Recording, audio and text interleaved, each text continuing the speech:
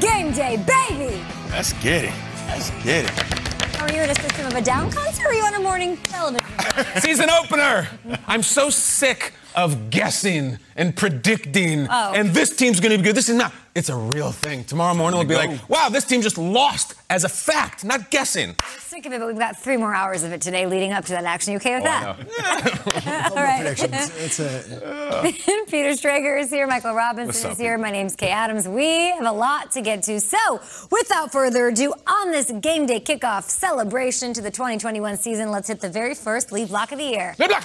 Ow! Let's go straight to Tampa, Florida. That's where it's all going down tonight. Raymond James Stadium. Great to see these faces early this morning. Sarah Walsh and Jane Slater out in Tampa ahead of the Cowboys and the Buccaneers kicking it all off. Sarah, let's start with you. What's the energy down there ahead of this Bucs one and the Cowboys one, of course, kicking it all off? Well, Kay, the rest of the league is celebrating the kickoff of this NFL season. The Tampa faithful, they're still going to be celebrating a Super Bowl championship when this thing gets underway. It was a limited capacity here at Raymond James Stadium when the Buccaneers hoisted their second Lombardi in franchise history. Tonight, there will be a packed house here. The Buccaneers are asking that fans be in their seats at 8 Eastern. That's 20 minutes before the kick for what they are calling a historic championship celebration. We can tell you right now, this early in the morning, there are flags in every single seat in this stadium. Presumably, I think they're going to have them raise the flags, which is what they do here in Tampa. Now, Bruce Arians said all that pomp and circumstance, he said that's not for us. I mean, it is for them, but he said they will be in the locker room. They're not going to see any of it. The Buccaneers say they put this chapter to bed when they had their ring ceremony right before training camp kicked off. It's hard to believe, though, when they run out of that tunnel that they're going to be able to contain the energy in this stadium, because it's really just Tom Brady that it's just championship another year. But for the rest of the Buccaneers, this is a new experience, an incredible experience. And Jane, it's also hard to believe the emotions for another franchise quarterback that are going to be happening tonight when it comes to the Dallas side of things. Yeah, you couldn't have two fan bases more excited for this one, because we talked about COVID protocols last year. You really couldn't get into these stadiums and support your team the way you wanted to. And so I just was curious, what are tickets going for at this point? There are a few on vividseats.com. You're going to have to go all the way up to the nosebleeds, and they've got one for $172. And if you're looking for these lower bowls, you're looking at $1,500 is a starting price for some of these lower bowl single tickets. So that just gives you the sort of excitement, the demand for this game. And for Cowboys fans, the demand is to see their quarterback, Dak Prescott, who they haven't seen in 333 days. That's how long it's been since he's seen live action. And, you know, he had that setback in camp. It wasn't the ankle that he spent all off season trying to come back from. It was the shoulder strain, but all systems go. It was Jerry Jones this week who on radio said he looks crisp. There doesn't look like there's a lot of rust, but we are still talking about this beat up offensive line, because you'll know this very well. Looking at that Super Bowl last year, what that defensive front was able to do against Patrick Mahomes, only completing 53% of his passes. He didn't have 1 touchdown and 2 interceptions. The Cowboy fans, the Cowboys team, they're hoping that's not the case with Dak Prescott, especially coming back from those 2 injuries, Kay? And to Jane's point with the tickets, real quick, that is not normal here in Tampa. That is the Tom Brady effect and winning a Super Bowl, because getting tickets previously, never a problem. It's a new era here in Tampa, guys. Sarah Walsh, Jane Slater holding it down for us all morning long, all day long on NFL Network. A day chock full of programming ahead of kickoff to this one. You guys look great. You sound great. It feels like a great vibe down there in Tampa. We look and feel pretty great here, too, because we've got quite a workout in this offseason, guys, trying to pick holes in those defending champions. We really did some heavy lifting here at the breakfast table. So week 1 is here now. Schrags, I'm looking right at you. Yeah. Biggest obstacle for the Buccaneers to repeat this season beyond this game? Well, beyond what Sarah's referring to, the ticket situation, which seems like you can't find one. I love that. Cool. I love it. It is great to be back, and it is great to see both of our reporters there before the sun even comes up, because that means football's back. The Buccaneers have been circling this day, obviously, for an entire offseason, but so has every other team in the NFL, and they've got the Bucs circled. Last year's Tampa Bay run was incredible. They were 7-5. They went on a bye week, and they didn't lose another game, and they just finished it up, and everyone was relatively healthy. They lost O.J. Howard early, but for the most part, Vita Vea was in the lineup, then back. Antoine Winfield was in the lineup, out of lineup, back for the Super Bowl. They had a healthy team. That is so uncommon. So my thing is, biggest obstacle is just history and themselves and just how difficult it is to stay healthy and maintain what you had last year, carrying it over to a full other season. Yeah. No one repeats in the NFL. It hasn't been done since 2004. And a lot of that is not because of complacency or because they didn't want it or because of locker rooms. It's just because, hey, we weren't the same team. We weren't healthy anymore. Something happened. Yeah. Knock on wood a million ways here. The league is now a week longer. There's now 17 regular season weeks. There's now another playoff game in the game. Here's how I see it. Last year, I picked the Chiefs to play the Bucs in the Super Bowl. I was right with that. I was wrong with the Super Bowl because I thought the Chiefs would get over the hump and say, hey, we're going to be the repeat team. What happened?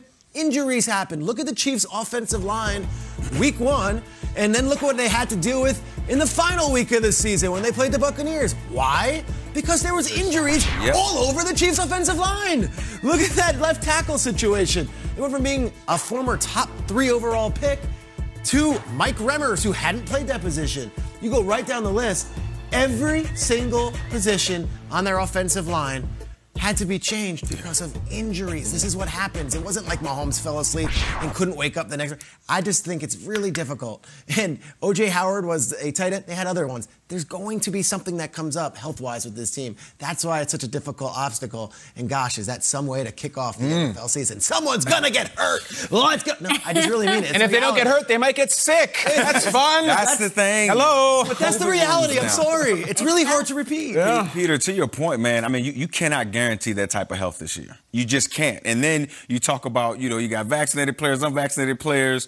The world is opening up more. When guys aren't at the facility, you can't just guarantee that, COVID won't make it into your building. I think it's going to be tougher for them this year. And you mentioned something about complacency, Peter, and I think that's a real thing. You heard Sarah talk about, Tom Brady and Gronk. They're used to, having to come back and be the top dog, but most of this roster isn't. Most of this roster wants to go out there and see the names go up. They want to see the banners go up. It's an awesome experience. I ended my career after I won my Super Bowl, so I could do stuff like that. I mean, it's a one-in-a-lifetime experience, and so I just hope complacency doesn't set in because it's very tough to play 17 Super Bowls a year. And what I mean by that you're the top dog. Every team is looking at you at the beginning of the season saying, that's the standard. That's who we have to beat. That's who we have to be better than. I'm telling you, Tom Brady, Gronkowski, they know how to deal with it.